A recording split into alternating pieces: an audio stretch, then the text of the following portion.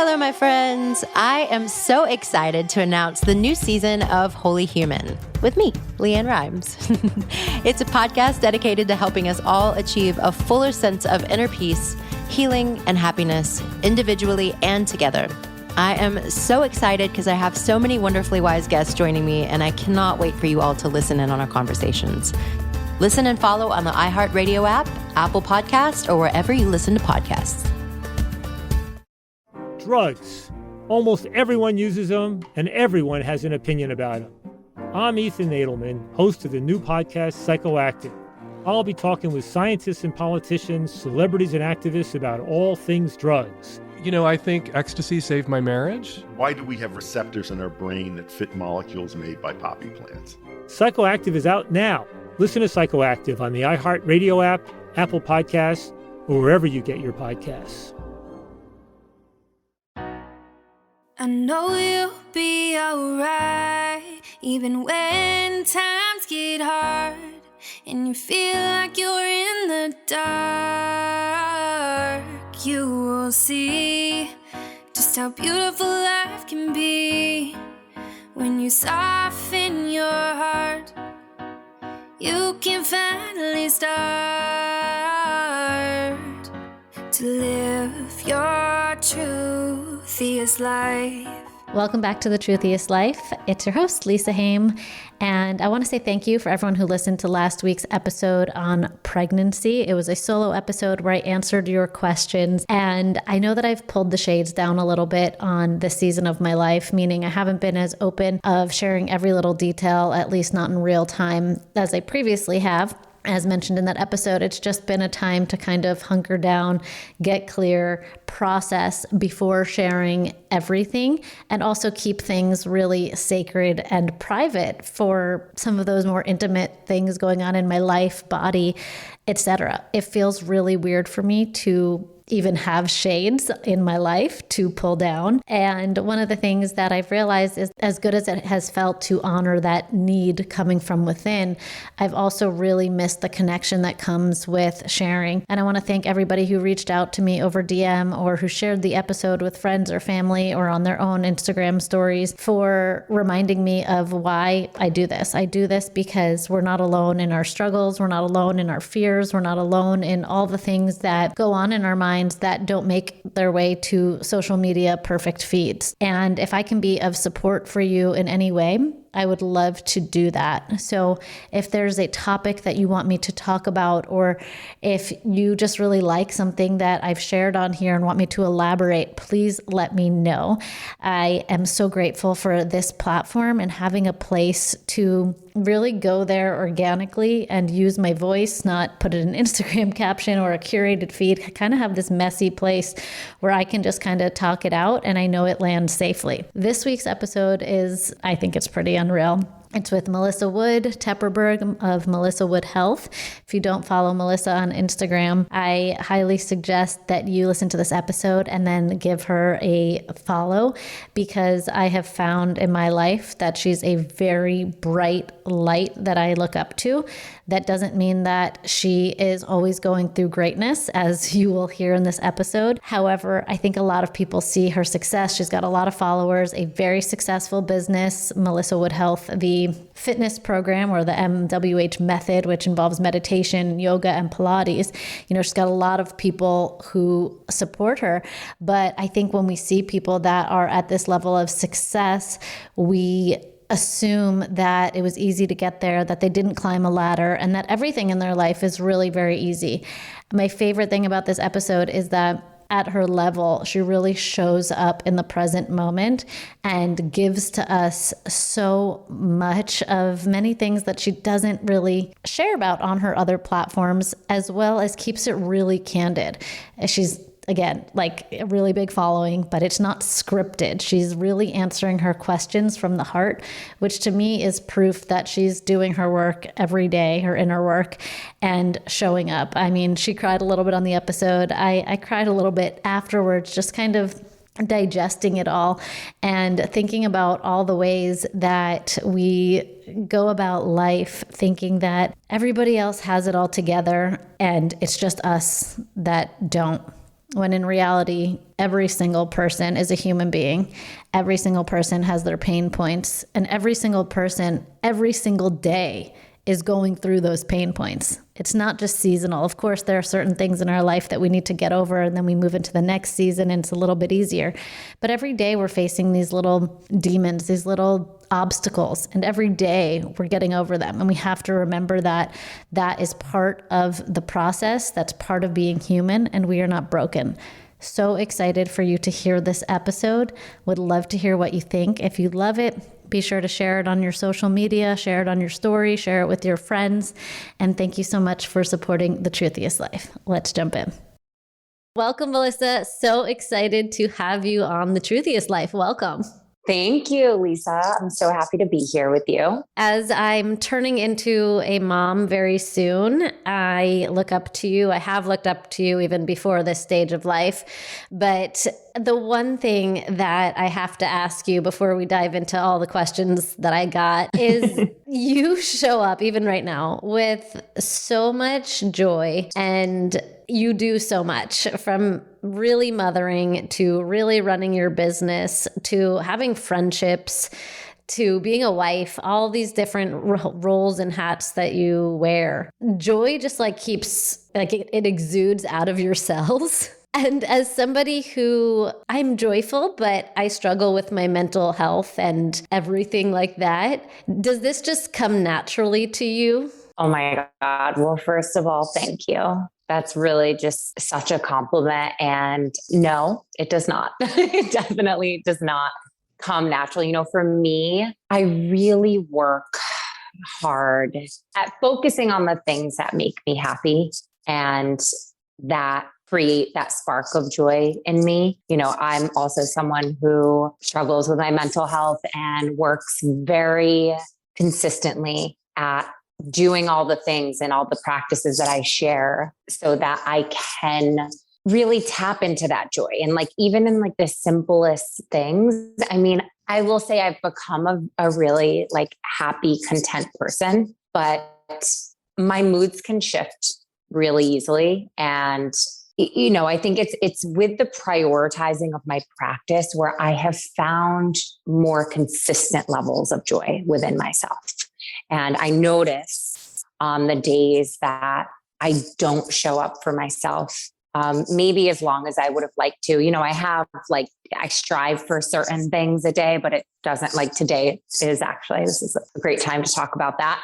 Today has been a struggle for me mentally. And I think where before I would so quickly just allow myself to just soak and breathe in all the stuff that was coming up. And not that I don't let it come up and feel it and process it, but I choose to focus my energy elsewhere. I'm okay, I can continue this day in this negative headspace, or I can just look at my daughter, who I spent the entire morning with. And I'm the innocence and the happiness and the joy that comes from her. I'm the other stuff really isn't I don't need to allow that to take me somewhere, So I'm always in this constant battle with myself. I talk to myself a lot of just pulling myself out of the shit and the stuff that can so easily bring me back to those negative thought patterns that were my entire world for most of my life. Wow. I think that's the power of conversations and having you on here, because you share real on your Instagram. I don't go to your page and feel like you have a highlight reel. You share when your patience is low the other day, the real mom stuff, the real business stuff, all the real stuff. But there's something very different about hearing it from you and hearing about how your practice really saves you every day. Not that it rescued you one time, but that you're also in the throes of life with us, even though when you show up to your platform, majority of the time, it's after you've prioritized your practice and your heart is open and you're able to give. Entirely. I say it all the time because I was a very different person, and I processed the things that come up for me very differently in the past. And while I still, like, my initial reaction and response to the things that come up is to go right back to that old toolbox that didn't serve me, but it felt really good in the moment, and like all the things, I have to work really, really hard to do everything that I'm doing and to be the person that I want to be. I've always known that I wanted to be this woman. I just had no idea how to create her and how to become her, because I was so swallowed in all my darkness and the stuff that brought me down for so long. And, I think as a person who's constantly like, prioritizing my peace is my number one priority in every single day. Yes, I have kids. Yes, I have a husband. Yes, I have a business. But if I don't take the time, even if it's just a few minutes, like right before this, I did a little something to help ground me. And it was 5 minutes, but you know what? 5 minutes is better than no minutes. And I take what I can get, and I make sure I get something in somewhere, because if I don't do that, I would not be where I'm at today. And it's interesting because, like I said in the beginning, you have so much going on. Your plate is so full. And there are plenty of women who are quote unquote successful, and men that are financially successful, familially successful, interpersonally successful, but they live with this state of stress that they're constantly running off of. And the energy that they're putting out into the world, although they've got all those successes going on, is intense, but it's also dark, and it's pulling them down, and it's pulling them around down. When you are squeezed, it feels, again, you have major things on your plate every single day, many people to take care of. Love comes out of you. Oh, you're going to make me cry today. I'm feeling tears. I say squeeze because I saw on your story that you were reading The Knowing, Serena and Sage's book, and we had Serena on the podcast, and I was actually reading the book this weekend, and Serena told the story about how her dad would get on stage and give it and hold an orange, and he would say, "What's going to come out of this orange when I squeeze it?" And everybody would say orange juice, or juice would come out of it. Yeah. And he was highlighting the example that when most people get squeezed, things that come out of them are like the projections of their anger. And again, when it comes to you, like when you get squeezed, love just is coming out of you. And it's a chemistry shift that I hope to achieve myself, because with stress, I revert back to my old patterns and poor coping mechanisms, which steal from the love. And there's just no time for that when we've got big things to do on this earth. I had that conversation with myself today. I'm like, am I really going to let what's bothering me take like my daughter, and just like being with her?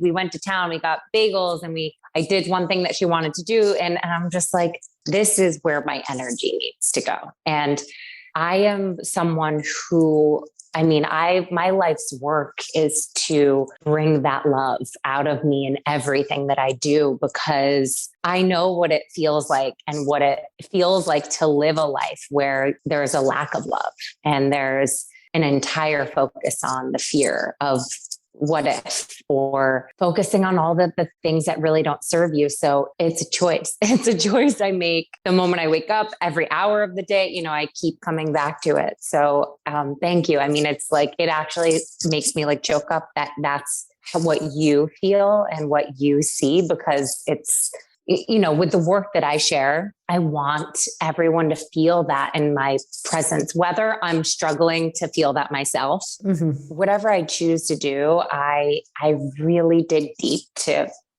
choose that love, because if I'm not providing that in the work that I'm doing and giving, then I'm not providing it for myself. And like, even when it's a struggle, because it is a lot of the time. And that's why, it's so important for me to share that, because it's not always the easiest for me, but I work at it. I work hard at it. So I know I've listened to on a bunch of podcasts, and everybody wants to know your skincare routine. Everybody wants to know what you eat and your hair and your jewelry and all the beautiful things that go on the outside. But for some reason, the most engaged I've been with your content. I mean, I'm engaged when you're talking about your food and your skin and your hair. I want it too. Don't get me wrong. But I don't know when it was, and I know it's been more than once as well. But when you talk about your life pre how everybody sees you now, your New York City life as a model, I think you worked in nightlife. And then when you worked at, I believe it was Bloomingdale's, right? Did you work at Bloomingdale's? I did. Yes. I guess because I have like a similar history of past jobs that a lot of people don't know about. And those were the most shaping experiences for me. I love seeing you go back there and put it on your stories, like share those people and those experiences with the world. And I hate to say this, but it's just the truth. I'm sure you have a lot of haters because you are very successful. They've grown. Let's just unfortunately say that. I get it. I mean, with the good come that. But that means a lot of people don't get to see the ladder that you climbed. And even though I've seen snippets, I don't really know. And then there's the assumption that you just, were probably born into money, or this was easy to create and all that stuff. So can we go back before the glamour, before the marriage, before the kids, before Melissa Wood Health, and just start with first where you grew up and your family life? Well, I can tell you that there was a very broken girl to start with. And I am one of 6 kids. I have 4 sisters and a brother. I'm the middle child of the 5 girls. So just imagine that for a moment there. I grew up in Syracuse, New York. My parents divorced really young. So growing up in a home, my mom worked so many jobs, wasn't around much, and it was stressful. I think back to childhood and it was stressful. That's just one word that comes to mind. I think just always trying to make ends meet and do the best with what you have. But for me, my biggest task as a child was to mask all of the stuff. I didn't want people to know the broken home that I came from. I was really ashamed of it. And I think when you grow up poor and you do everything that you can to make ends meet, and you have quarter lunch and you don't want your friends to see you paying your lunch with a quarter because then they know you're the poor one. And, it just that's where my mind really goes to when I really think back to my childhood. And then it was this opportunity that I got years later. I came to New York. It was the first time I had ever come to New York. At that point, I don't think I had ever really traveled much at all. I hadn't been many places, and I came with a girlfriend, got a job that weekend, was living with my boyfriend, and just up and moved to New York. I still think back to this all the time. I'm how did I do it? I'm a fire sign and there's a lot of fire in there, but I'm I worked 3 jobs. I've always been very independent. It's the second I could get a job, I was working on a farm picking strawberries. I don't even think I was I 14? I was so young. And then I worked at a pizza shop, and then I worked in makeup. I've always had this thing kind of brewing inside me, but I didn't really know what it was, but I just kept kind of feeding it. And right before I moved to New York, I was bartending on the weekends. I was working at an auto supply company. And then on the days I wasn't at the auto supply company, I was going to school. And then I was working at the makeup counter during the day before I would bartend at night. And I was just a worker. I've always been that way. So I came to New York with substantial cash, so I thought. And then that was gone. It was all gone in 1 month of New York. And I'm oh my God, they had $10,000. I was rolling in the dough. And I learned I've always been a survivor, but I really learned how to survive in New York. You throw a girl who has that much money to her name. My parents didn't come help me. They couldn't. They were doing the best that they could. And so I got the job at Bloomingdale's, started working at the counter, and it was a tough gig. It was those women don't play.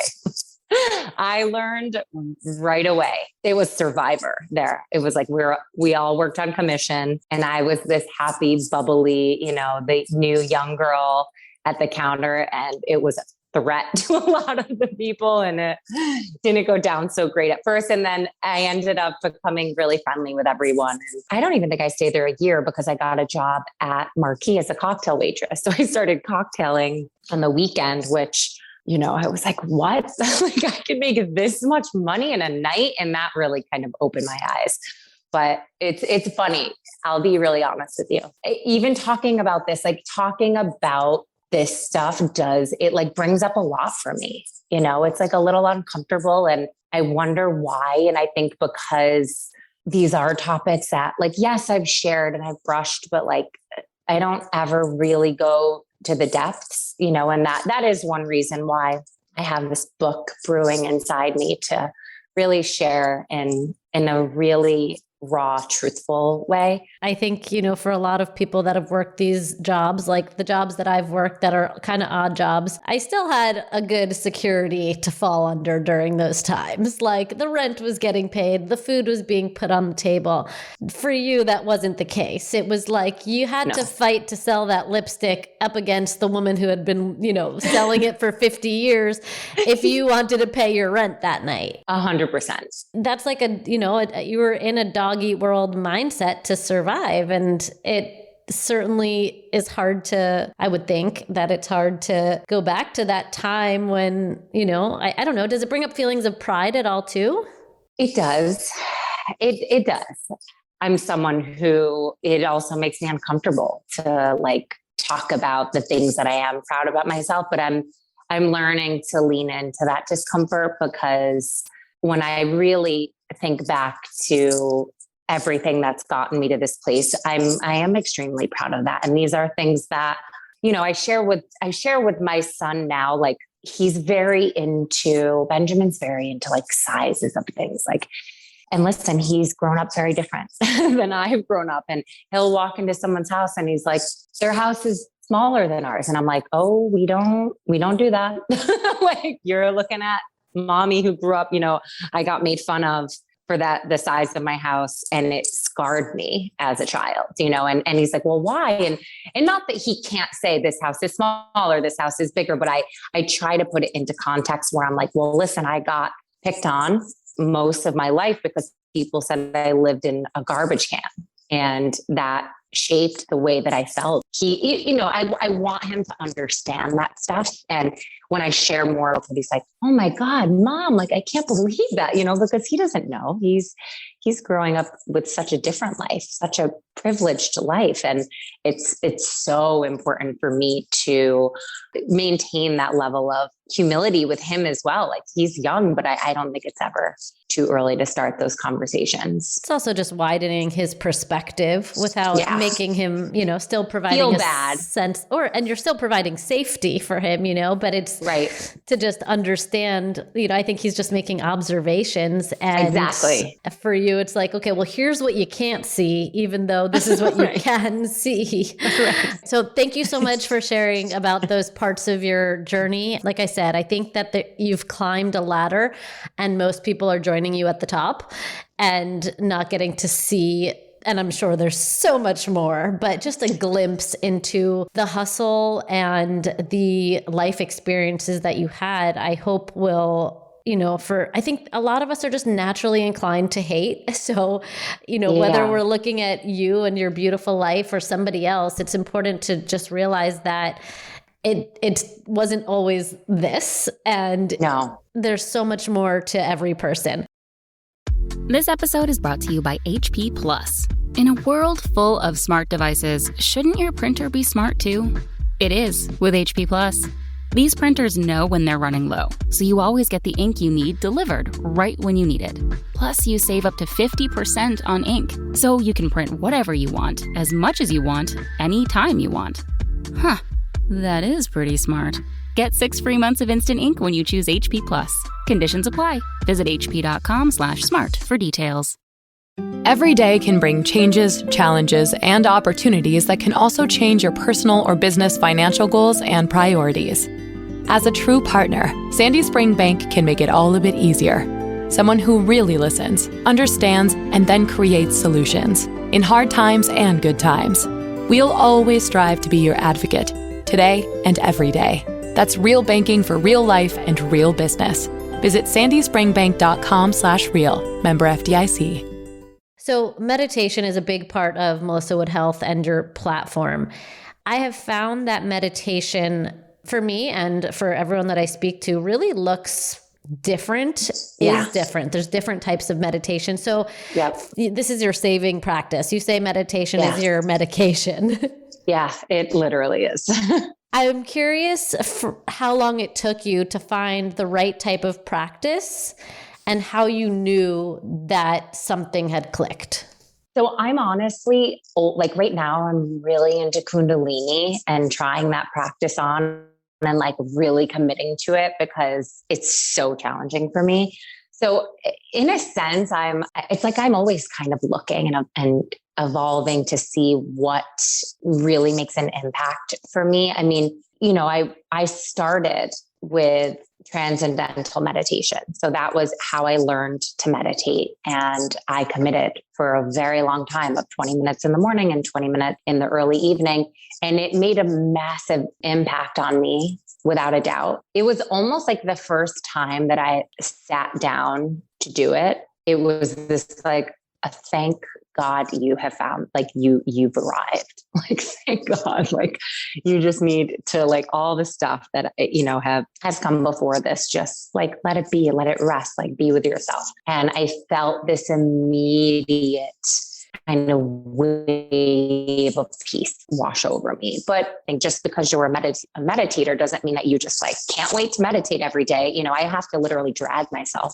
there most days, but I know that what it's helped me do is it's helped me see myself differently. Like that was the first shift, because when I started meditating, I was covered in cystic acne. I had a secret eating disorder that I didn't share with anyone. I was like my own little deep, dark secret. And I was so nasty to myself, just like with everything, with the way I punished myself with food, with the way that I worked out. I was abusing myself, the way I talked to myself when I looked at myself in the mirror. And after I would meditate, it wasn't always like you wake up and you get off the pillow and you're like, oh, wow, I'm different. It was more so, I noticed it throughout the day. I would look at myself in the mirror and it would almost be this like, oh God, you're like your skin, you're so broken. And I'd be like, but you're such a beautiful person. And I started to like see myself a little differently, and where it was almost uncomfortable to love myself in that way before, because I wasn't used to it. It was this relearning of love. And the more I did it, the more it was like the love started to flow within every aspect of my life. And the more love I gave myself, the more love I gave everyone it just started to really come through me. And it was through that I tapped into a creative sense within that. I've always been creative. I think I wasn't able to hold it at the time, like when I had the aha moment when I was walking home after a class where I felt awful. And I had a really bad history of working with people who made me feel bad about my body, who would call out my cellulite, who would ask me, what I ate because I looked bloated. My thighs looked bigger. Like I would continue working with people that abused me in the past because that's how I treated myself. I abused myself. I treated myself horribly. So through this practice, which started out, just to answer your question, because I'll go on a tangent and then I'll be like, did I answer the question? Transcendental meditation.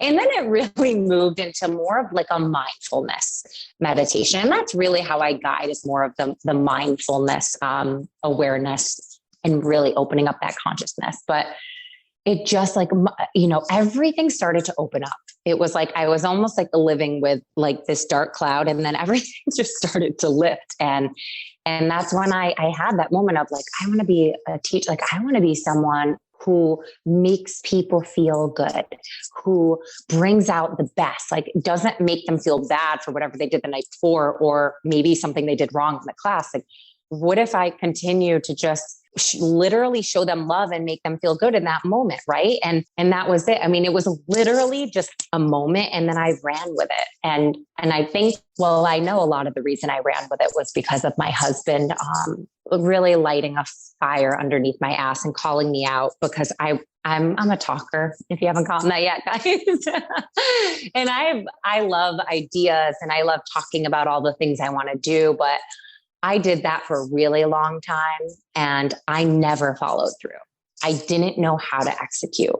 I'm a worker, but when it came to actually grooming like a passion and molding it into really like my existence and have it become a part of my life, I didn't know how to. Literally, like I didn't know how to, even in school, like when it came to studying and tests, like I'll be honest, I cheated a lot of the time. I always found a way, and it's awful. And I definitely don't want my kids to do that. But, my mom was busy. She didn't have time to look over my work, and I just did whatever I could to get by.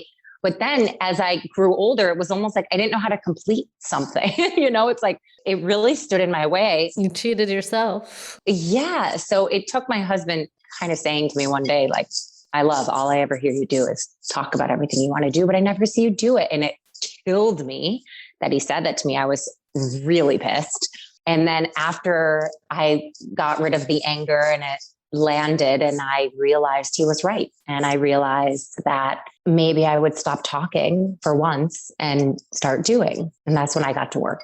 So when you said that you were taking classes and people would say things about your body, the cellulite, the bloating, do you mean workout classes? So that kind of feedback was when I was working privately with certain trainers. Got it. Coming home from the class where there's a lot of ego in fitness classes.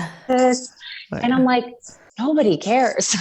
I'm sorry, but like, I'm not going here to fill your ego. I'm coming here to feel good about myself. Like, I think, it's a lot of the reason why I'm so passionate about everything that I do, because I knew I wanted to change that narrative.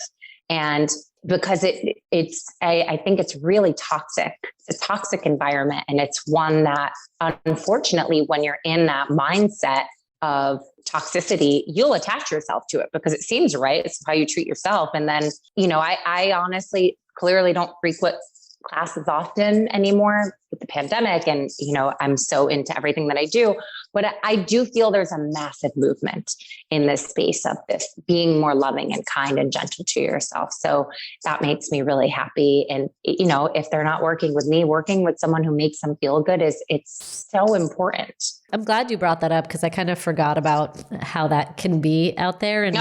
And most importantly, there are going to be listeners that think that that's what fitness is. So, I know. I did.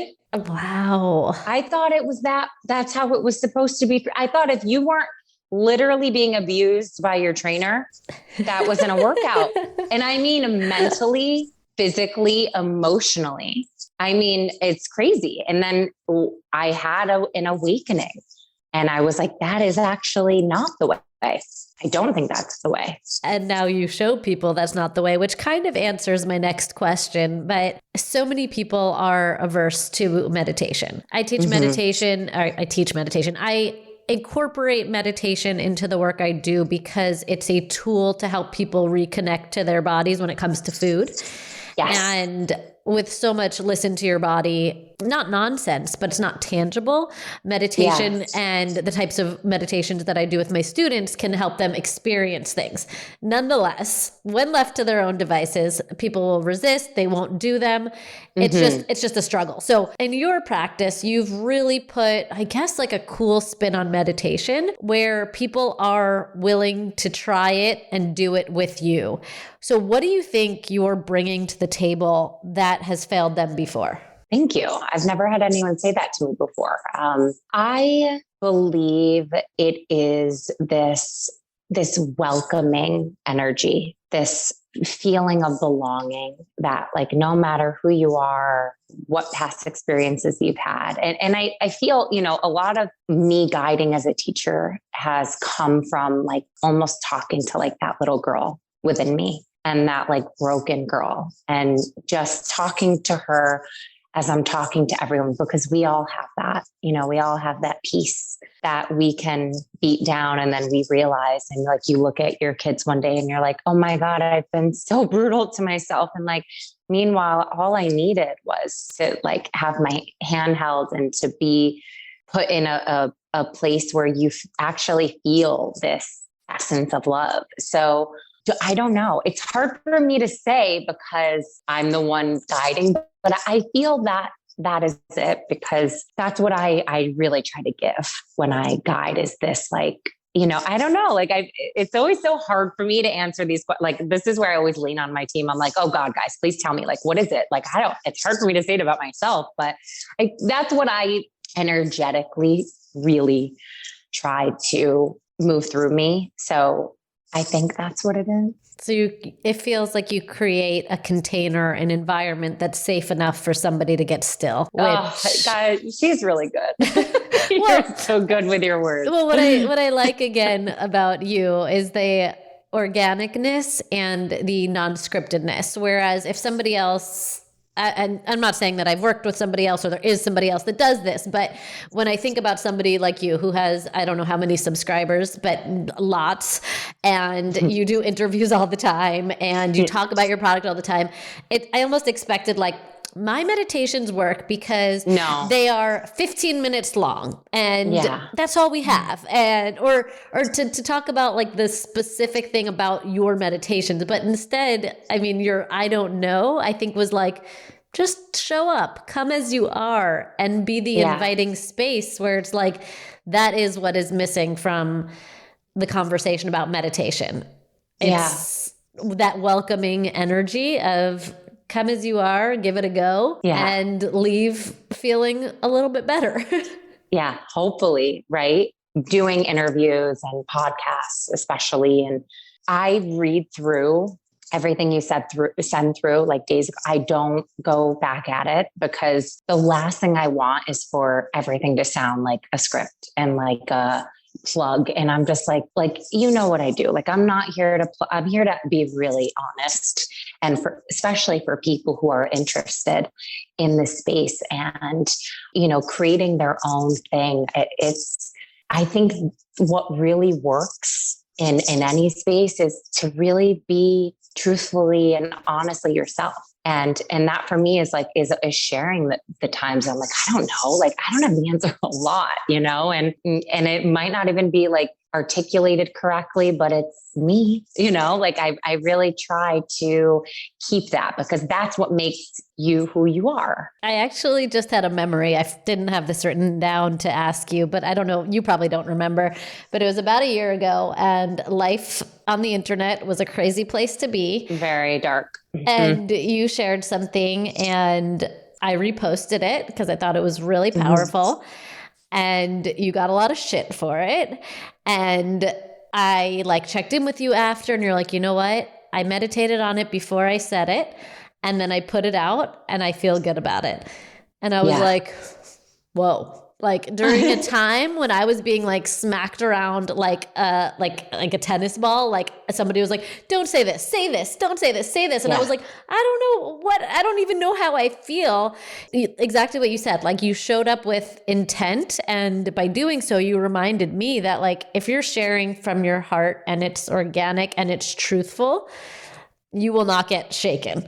You can always grow and learn and do better if that's the case. And this situation, I don't remember the details of it, but I remember you just specifically giving me that tool in a DM. And I was like, okay. I do remember that. You do?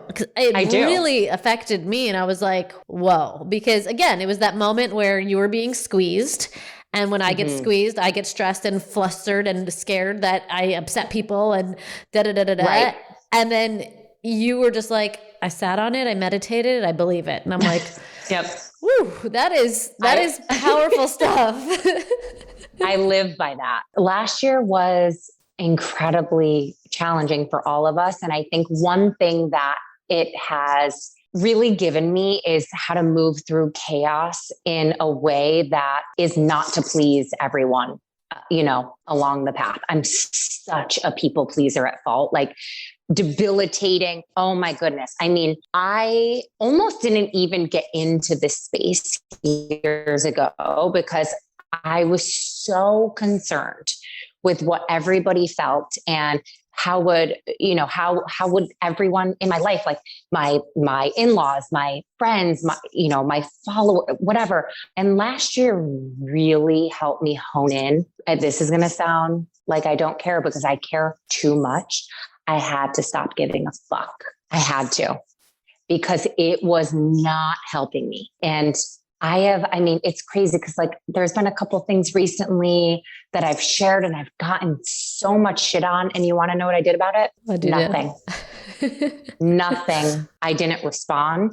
I didn't engage because I know where it came from me. And if it wasn't read that way, it's unfortunate. But I just, I spent a lot of time trying to explain myself. And listen, I might still do it. Who knows? Right after this, like I could probably go into it trying to explain myself, but I'm really learning to not focus on all the stuff and all the fluff and all the noise. You say this a lot too. It's like quieting the noise because it can take you in so many different directions and it can take you away from the beautiful work that we're trying to do. Yeah, I know. And I say this and I talk about it on my podcast probably more than anywhere else, but it's like, the past year, I really shut down a lot because of that fear. I wasn't able to break through and really look at myself and see that what I can give is more important, is bigger than that. And I'm still kind of coming out of it, I feel like, which it was just hard. But to see you again, I look up to you in so many ways to see how you do it. And even like you said, like you might go back to explaining yourself if you say something that other people have things to say back about. I think there's a time and a place to explain, to try to clarify. And then there's a time and a place to be okay being misunderstood. That's what I'm working on personally. No, you're right. It's true. And there are times where I'm like, oh, I feel like I could really, but I'll be honest, I don't have the capacity. I don't have it in me. I don't, because once you explain, then comes the second wave.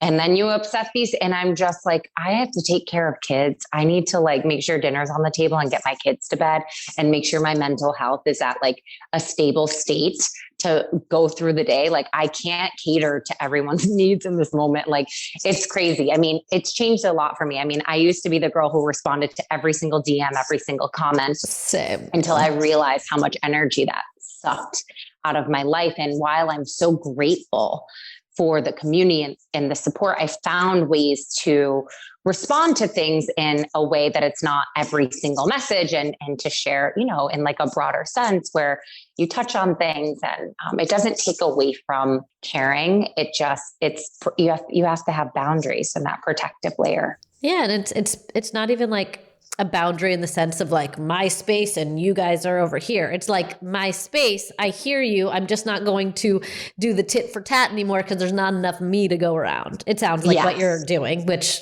I love that. Yes. And you're still making your audience feel seen because you are seeing them. You are still interacting, but not on a way where you then show up to your kids and there's nothing left of you, or your team and there's nothing left of you. So right. There's a lot to learn from that. On an Instagram post from your birthday this year, you shared that you are like not into birthdays and it brings up stuff for you. But this year you allowed yourself to be celebrated. And I think that for a lot of people take birthday in or out of the conversation, people are not comfortable being celebrated. And every human has something to be celebrated over, whether it's their birthday or not. But what shifted in you, do you think, to allow you in this moment I think you're in your late 30s, right? If that's okay to say. Yeah, no, it's okay. To really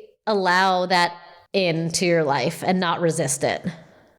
I think I've spent so much energy on previous birthdays, just like hating my birthday. And, I cry every year on my birthday. It's just like inevitable. It always happens.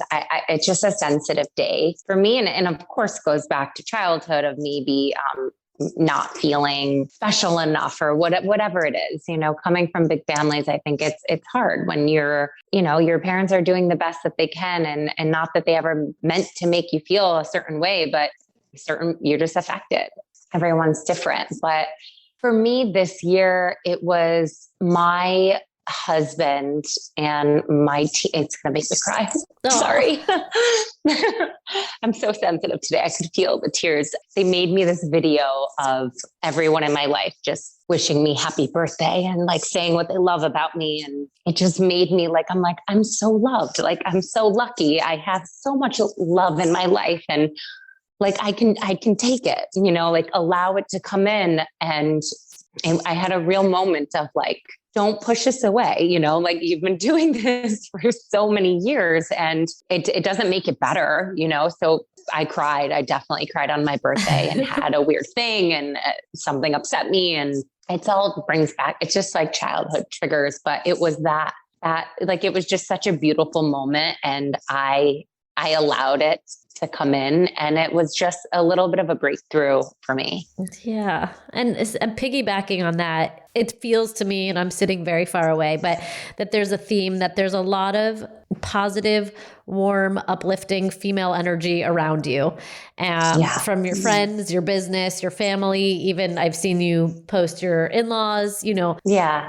Any wisdom on how to attract those women that uplift you? Because I don't think a lot of people experience that type of feminine energy in their life. It's not easy. It's not. I think for me, I've always been a very supportive friend. And I think it's the same thing. Like, when someone tells me that they're, they want a boyfriend and they want all these things, but they're not getting it. And I always go back to, well, if you want more love, give more love.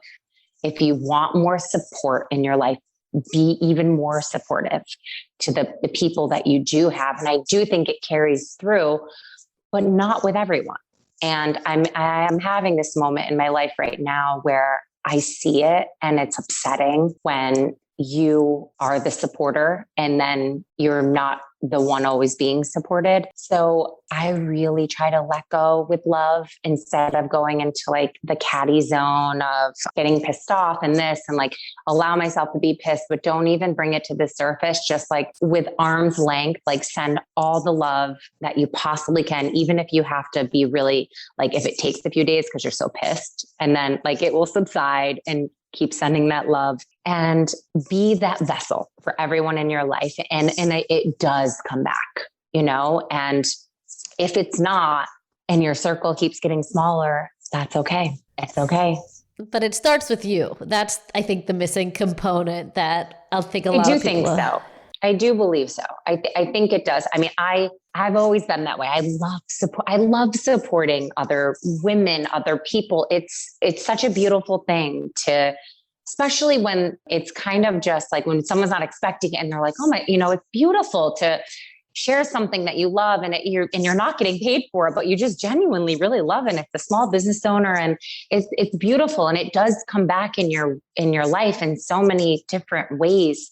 And keep giving all the things that you feel are like this lack in your life.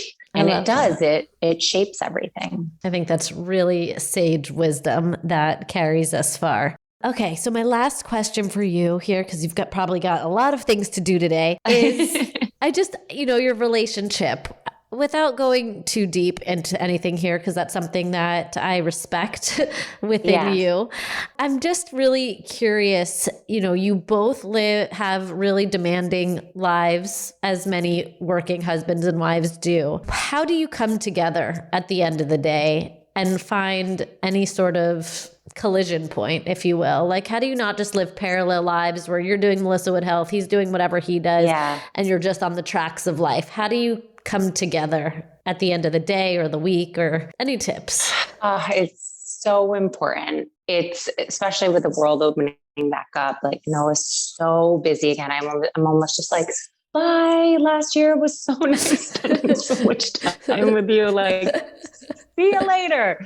It's just as I prioritize my practice, it's prioritizing some space and time with him. And it's not always a lot, but when we have that time together, I really do try to just like be fully present with him. And it's hard. It's really hard with kids, and especially at the end of the day when you're tired and you're just like, you have to go to the grocery store. Okay, I'm going to bed, but you have a moment, and it's planning things. I am not a big planner. I hate planning things. He's a phenomenal planner. So he's really good at that. But, we're going away together for a week, and we haven't done that in a really long time without the kids. And for me, it's saying yes to things more often. I used to travel with him all the time to work. And then I birthed my own business and my own baby that needs, I need to tend to. So I can't go to Vegas. I can't go to London. I can't do all these things, but I pick and choose select trips where I'm like, okay, I can go and then I can do a little bit of my own business, but like we can do something together. We'll go on a hike, a bike ride. It's like squeezing in micro moments a lot of the time.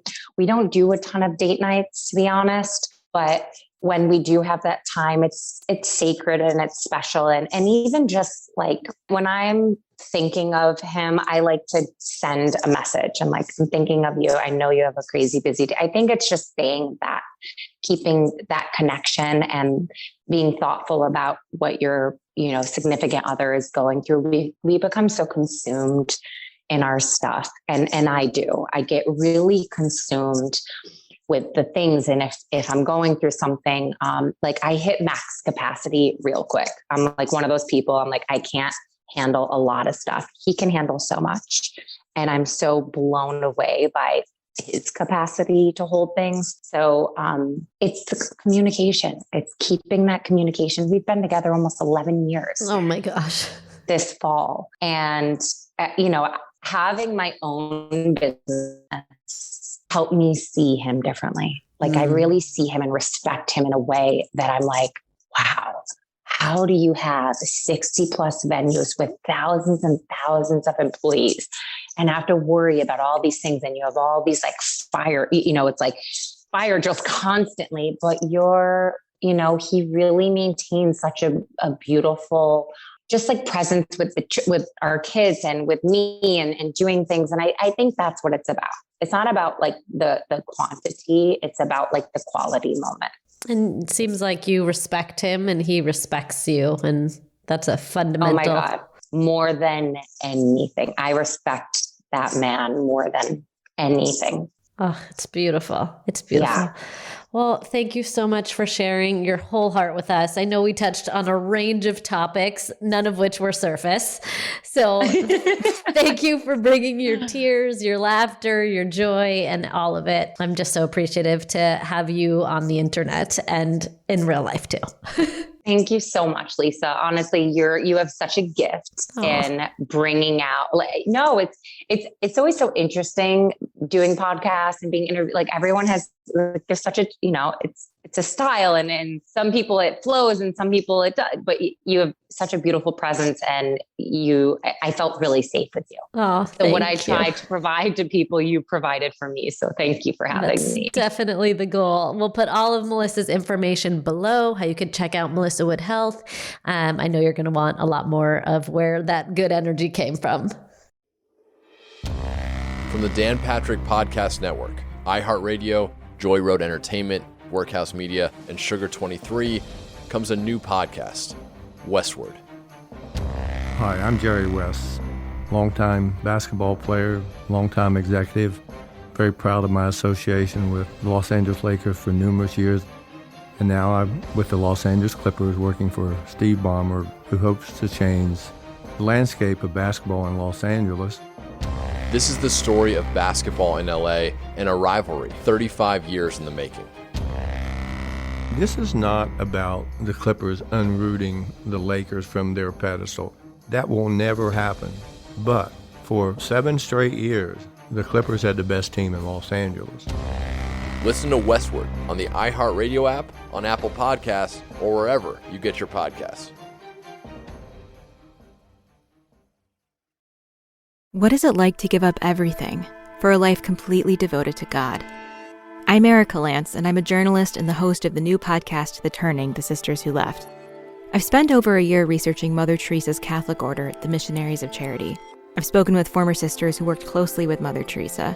They talk about her bold vision and devotion to charity and prayer. But some of them found that life inside this fiercely private religious order was not what they'd imagined. The order was wired that you had very little time to think. You're only getting input from one source. You're isolated from everyone else. That's what I mean by brainwashing. You could not have a friend. This was specifically prohibited. If you got too close to somebody, it was really, you were playing with fire. If you make a lifelong vow, what does it mean to break it? Listen to The Turning, The Sisters Who Left on the iHeartRadio app, Apple Podcasts, or wherever you get your podcasts.